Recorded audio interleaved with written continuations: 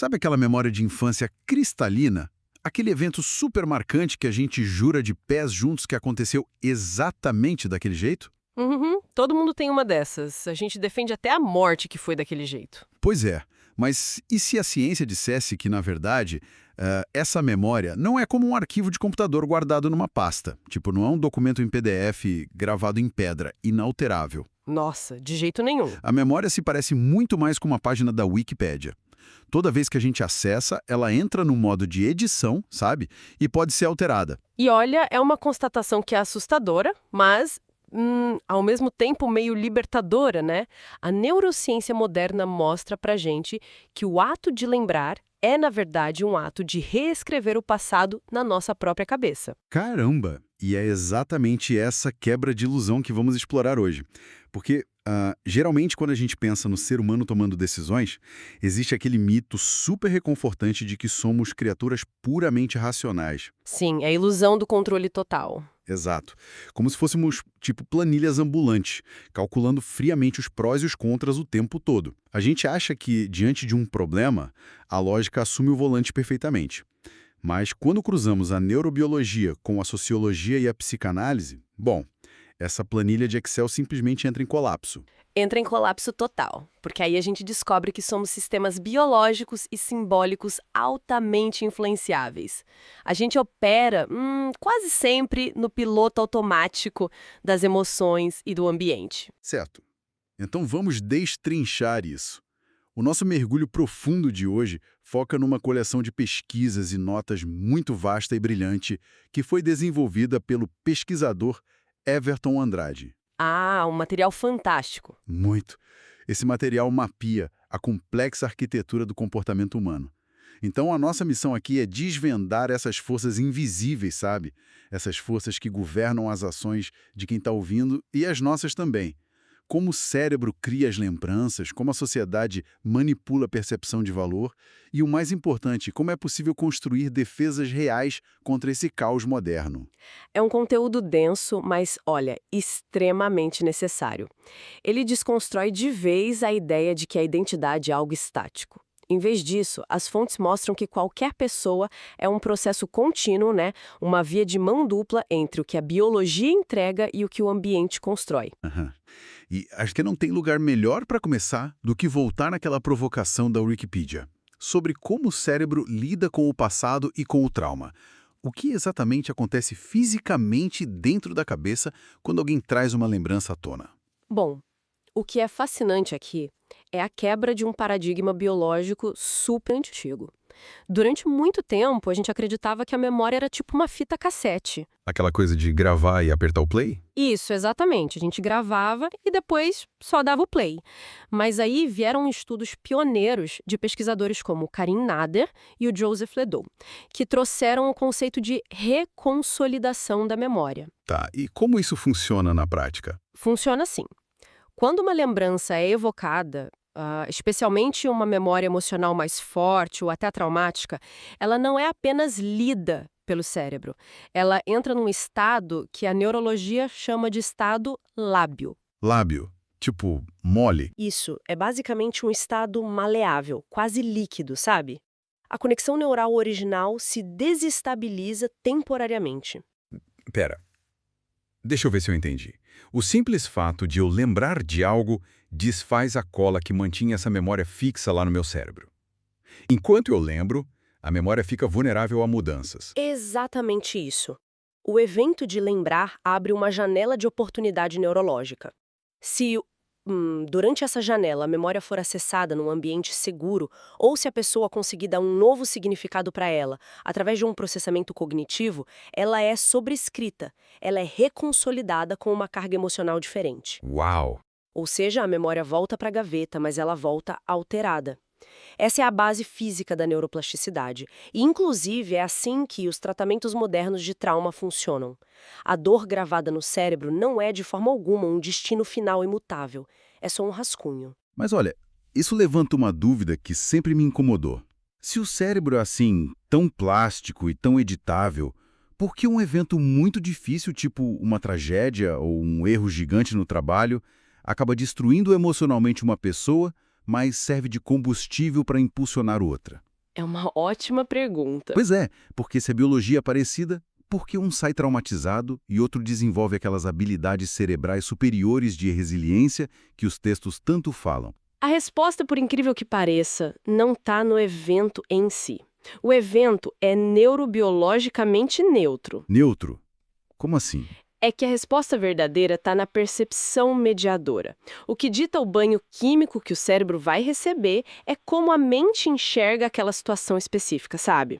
Quando um grande desafio é percebido como algo superável, que é um conceito que a gente chama de eustresse ou estresse positivo, o cérebro libera dopamina e noradrenalina. Ah, entendi. Aqueles neurotransmissores que dão foco. Exato. Eles fortalecem as sinapses, promovem o aprendizado. É literalmente o corpo dizendo: temos um problema, vamos lá resolver. E qual seria o oposto disso, então? O oposto é quando a dificuldade é lida pelo cérebro como um beco sem saída absoluto.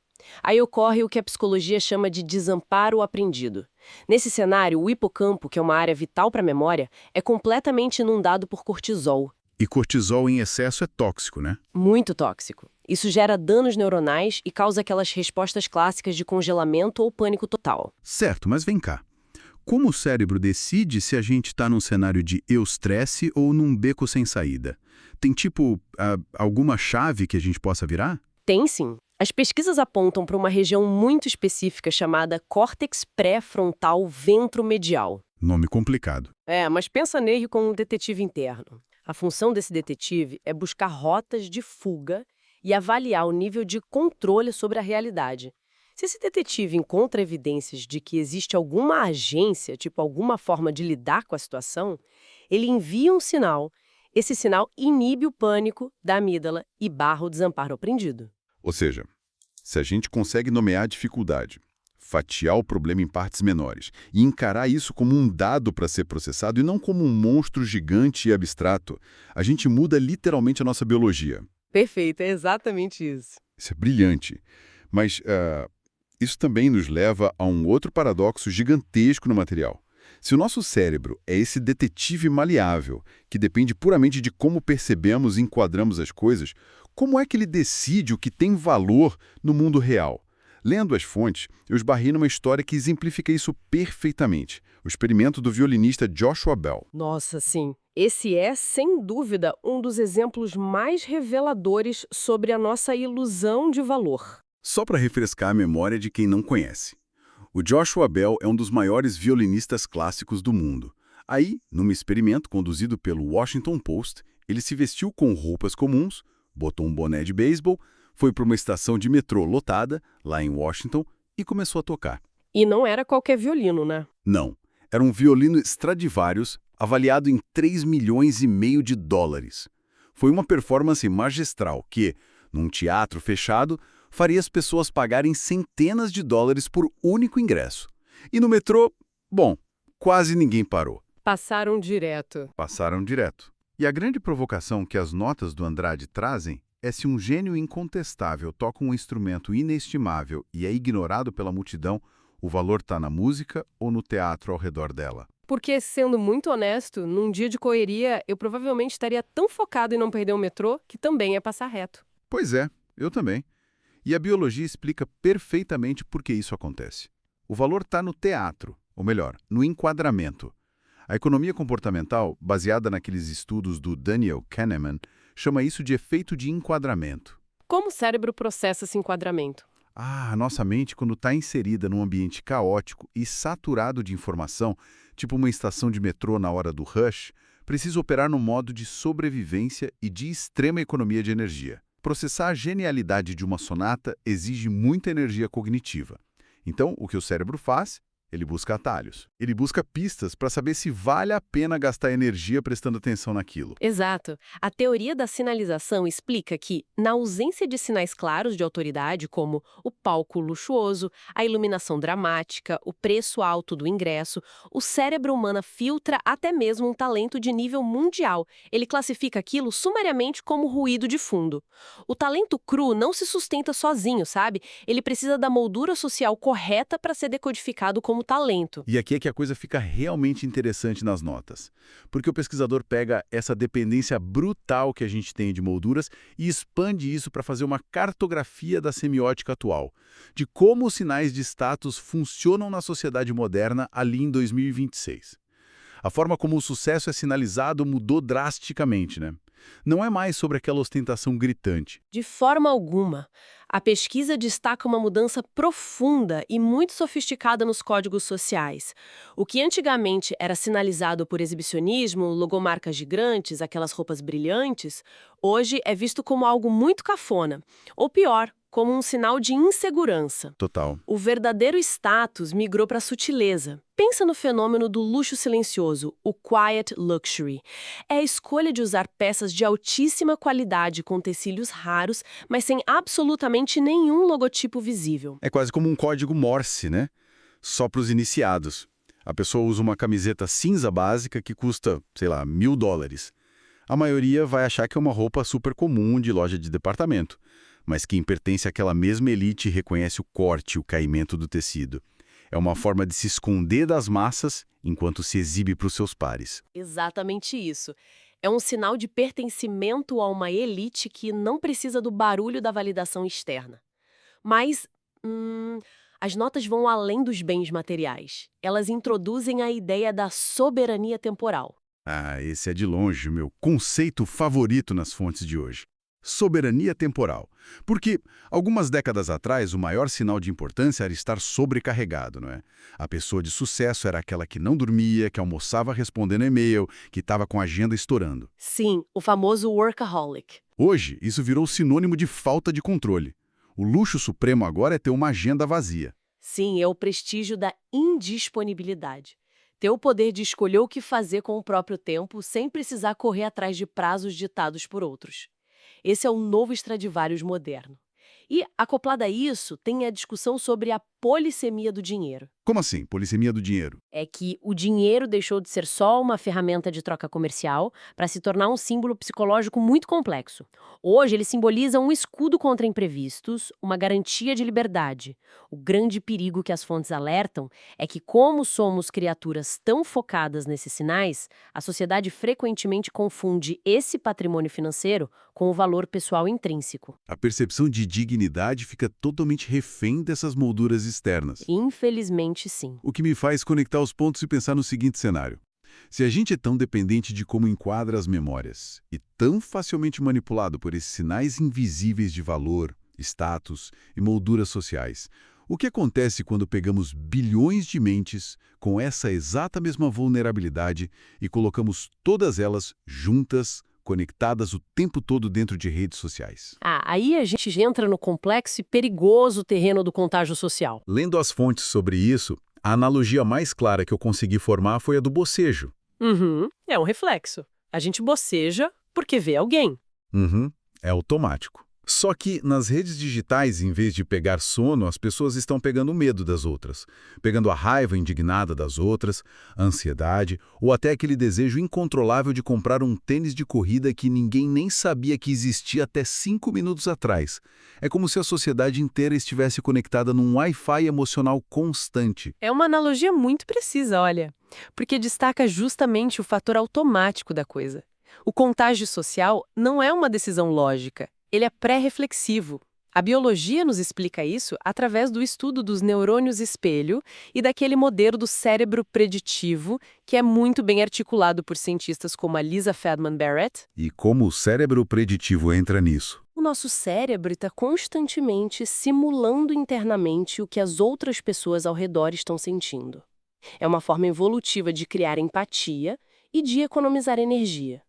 Se alguém abre um aplicativo e vê uma onda gigante de indignação coletiva sobre um assunto, o cérebro dela simula aquela emoção e a internaliza como se fosse própria. Sem perceber, a mente da pessoa vira uma espécie de hospedeira para a emoção alheia. Sem dúvida. E se conectarmos isso a um panorama maior nas notas, a gente chega na fronteira mais delicada deste estudo de comportamento, o poder algorítmico. As anotações cruzam análises de sociólogos modernos como Byung-Chul Han com conceitos da teoria lacaniana.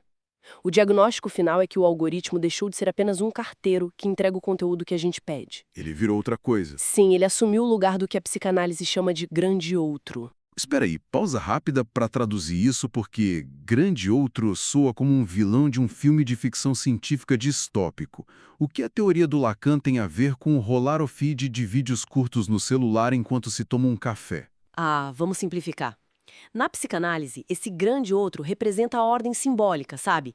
As regras não ditas, a autoridade invisível que dita o que é aceitável e o que é desejável na sociedade. É aquela força que sussurra na nossa orelha: isto é o que uma pessoa de sucesso faz, ou isto é o que você deveria querer da vida. Ah, entendi. Aquela pressão invisível. Isso. Antigamente, esse papel do grande outro era ocupado pela religião, pela tradição familiar forte ou até pelo Estado.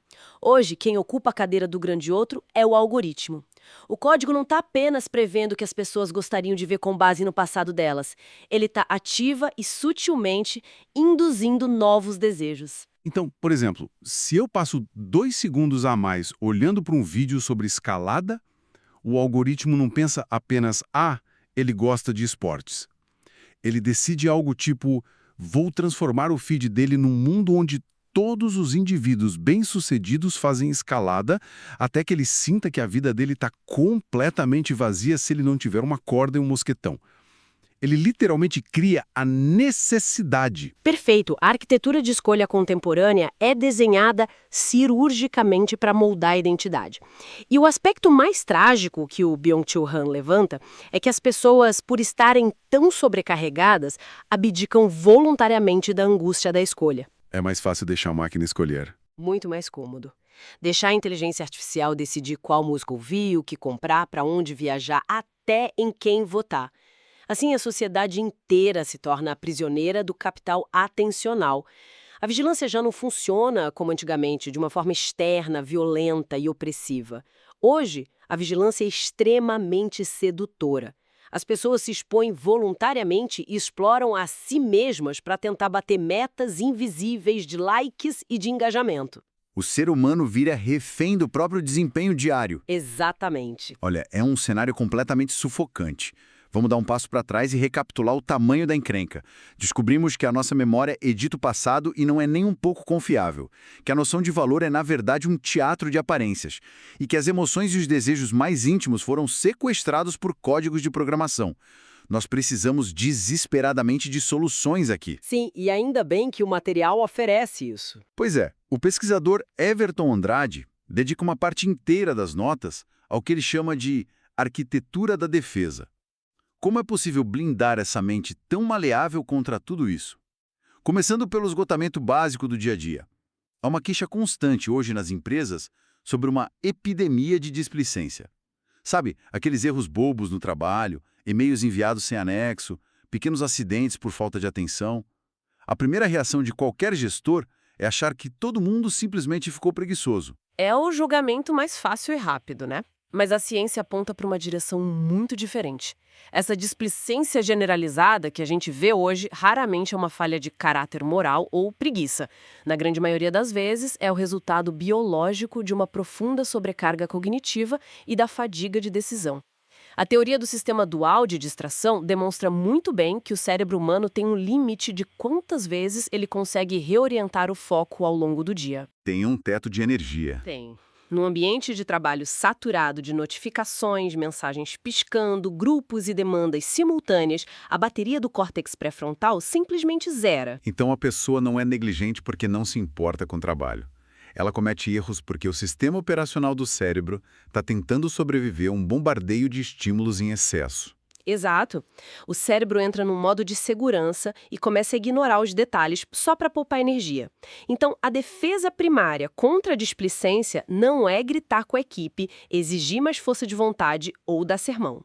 É preciso promover uma higiene digital séria, limitar os canais de comunicação e estabelecer processos claros que poupem esse esforço cognitivo desnecessário. Certo, isso resolve a questão da distração. Mas e quanto aos ataques mais diretos? Como a gente consegue construir uma barreira psicológica contra a maldade diária, contra as ofensas gratuitas no trânsito ou a agressividade na internet, sem que a pessoa se transforme num bloco de gelo cínico de ressentido? Para essa defesa, as pesquisas integram a psicologia moderna com a sabedoria milenar do estoicismo. O primeiro pilar é a dicotomia do controle, que é a habilidade de separar radicalmente o que é responsabilidade própria, ou seja, a nossa reação, do que é incontrolável, que no caso é a ofensa do outro. Mas o grande salto prático descrito nas notas é a técnica da pausa sagrada. A pausa sagrada? Como funciona essa pausa na prática? Pensa assim, entre o estímulo externo, por exemplo, alguém sendo extremamente grosseiro e injusto numa reunião, e a resposta emocional, existe uma microfração de tempo, um espaço invisível de milissegundos. É nesse intervalo exato que reside a verdadeira liberdade cognitiva. A ofensa é algo que uma pessoa tenta entregar para outra, mas quem recebe tem a escolha silenciosa de não estender as mãos para pegar o pacote. Nossa, isso é brilhante. Mas exige muito treino. Separar o fato concreto da intenção maliciosa, a raiva fica restrita somente a quem a gerou e a gente não pega o pacote. Exatamente isso. Agora, aplicando essas defesas mentais em ambientes mais coletivos, tipo ao gerenciar uma empresa ou educar uma família, me chamou muita atenção o termo educação autoritativa nas notas. Porque o que a gente vê hoje é uma oscilação muito exaustiva entre extremos. De um lado, tem uma galera com saudade daquele autoritarismo pelo medo dos anos 80, do outro, uma permissividade moderna, onde ninguém pode ser corrigido para não gerar nenhum tipo de trauma. E ambos falham, né? O equilíbrio entre esses dois fracassos é justamente o modelo autoritativo que foi amplamente estudado pela psicóloga do desenvolvimento Diana Baumrind. Quer seja na liderança corporativa ou na criação dos filhos, o ponto ótimo de funcionamento do grupo é a união paradoxal de alta exigência com alta responsividade. Traduzindo isso em termos bem práticos, é a combinação simultânea de firmeza com afeto. Firmeza para dar o contorno do que é aceitável e afeto para dar segurança psicológica. Precisamente. A firmeza estabelece aquelas regras inegociáveis que são fundamentais para que qualquer estrutura social consiga trazer resultados. O afeto, por sua vez, valida a dignidade do indivíduo. E isso faz o quê? Mantém baixos os níveis de cortisol. Lembra daquele desamparo aprendido que discutimos lá no início? Lembro, o cérebro inundado de estresse. Pois é, um cérebro que não está dominado pelo medo tem o córtex pré-frontal totalmente livre para aprender as regras de uma forma ética e para conseguir inovar. Líderes ou pais que usam a tática do terror ativam apenas a amígdala de quem escuta. Eles até podem conseguir uma obediência cega no curto prazo, não tem como negar, mas eles geram estresse crônico e bloqueiam qualquer chance de internalização real dos valores. Então, o que isso tudo significa quando amarramos as pontas desse mergulho? Falamos sobre a reprogramação da memória, sobre filtrar os sinais e as molduras de status, pausar antes de reagir e liderar com essa mistura de firmeza e afeto. As notas culminam afirmando que a defesa final de toda essa arquitetura mental é a gratidão. Mas, olha, vamos colocar as cartas na mesa. Gratidão não virou só um clichê vazio de rede social. A gente não corre o risco de cair na tal da positividade tóxica, aquela ilusão de fingir que está tudo maravilhoso e perfeito enquanto o barco está afundando. É um sexismo super válido, viu? Porque a palavra realmente foi banalizada por um mercado de autoajuda mais superficial. Porém, a ciência apresentada por pesquisadores como o Robert Emmons desmente completamente a ideia de que gratidão é apenas uma etiqueta social ou boas maneiras. A gratidão genuína é um mecanismo de regulação biológica muito profunda. Biológica mesmo. Sim, a prática deliberada de reconhecer os recursos e o básico que se tem à disposição, em vez de ficar focando obcecadamente naquilo que falta ou naquele desejo induzido pelos algoritmos, altera fisicamente o circuito de recompensa do cérebro. De que forma essa alteração acontece? Ela estimula a liberação de ocitocina e de serotonina. E, ao mesmo tempo, reduz a produção do cortisol tóxico. Então, não é sobre negar que existem problemas ou ser alienado. É sobre não permitir que os problemas sequestrem toda a largura de banda do cérebro, sabe? Fisiologicamente falando, o sistema imunológico responde melhor, a pressão arterial se estabiliza e a qualidade do sono aumenta consideravelmente. É meio que a inversão completa da lógica de escassez que o contágio social e os algoritmos tentam empurrar o dia inteiro para a gente. Em vez de ficar correndo atrás da dopamina frenética de querer sempre o próximo item de status, usa-se a serotonina de apreciar e fortificar o terreno onde a gente já está pisando. É brilhante, como você colocou, e tem um ensinamento histórico que acompanha isso que é vital. Não se deve esperar a ocorrência de uma tragédia para começar a valorizar a normalidade. O grande segredo da arquitetura de defesa é praticar essa gratidão nos tempos de calmaria. É naquele dia monótono, sem grandes emoções, que se cria a musculatura emocional e o preparo neurológico para enfrentar as inevitáveis crises que o futuro vai trazer. Uau! E é um panorama realmente transformador e muito profundo. Bom, resumindo a nossa jornada fantástica de hoje, nós começamos desmistificando o cérebro, entendendo que ele não é um arquivo morto em PDF, mas sim uma máquina dinâmica que edita e reconsolida o passado a cada lembrança. Entendemos que o valor muitas vezes é apenas uma ilusão criada por enquadramentos e molduras invisíveis de status. O violinista no metrô. Isso. Vimos também como a gente é vulnerável ao contágio social e como os algoritmos operam como grandes titereiros, ditando o que qualquer um de nós deve desejar. Mas, crucialmente, o material nos entrega um arsenal de defesas práticas e biológicas. A pausa sagrada estoica contra ofensas, a união firme de exigência e afeto para evitar a displicência coletiva e a resiliência ancorada numa gratidão real que altera a química do próprio corpo. Exato. E todo esse arcabouço levanta uma questão final muito importante, que talvez seja o conceito mais poético e pragmático nas anotações do pesquisador, o princípio da distância segura. Distância segura.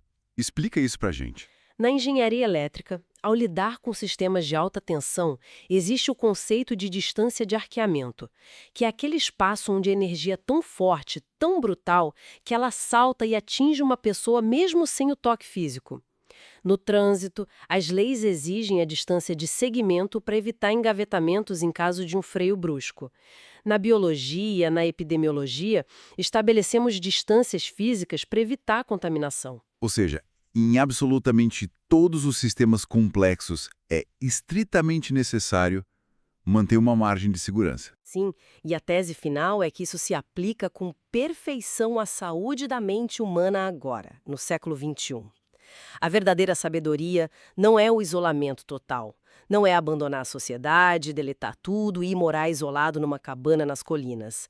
A sabedoria moderna consiste em encontrar a métrica exata de distanciamento para cada aspecto da vida. Calibrar a presença, né? Isso. Quantos passos cognitivos uma pessoa deve manter do feed de notícias para não ser sugada pelo vício daquele algoritmo? Qual é o recuo tático necessário ao lidar com pessoas tóxicas no ambiente de trabalho para não sofrer o choque do arqueamento da raiva delas? E qual é a distância que precisa ser mantida desse excesso de produtividade insana, para que haja silêncio suficiente na mente, permitindo que a gratidão floresça de verdade? É a arte fina de calibrar a presença. Estar próximo o suficiente do mundo para conseguir viver, contribuir e aprender, mas ao mesmo tempo distante o suficiente para não acabar carbonizado pela carga excessiva do outro ou do sistema. É o equilíbrio dinâmico e constante. E olha, isso nos deixa com um pensamento final muito direto para quem nos acompanhou ao longo de todo este mergulho profundo. Vale muito a pena olhar para os ambientes ao redor e avaliar os espaços. Afinal, qual a distância segura que precisa ser estabelecida hoje, na vida e nas relações, para que qualquer um consiga preservar a integridade da própria arquitetura mental? Fica a reflexão para quem está nos ouvindo avaliar os próprios limites.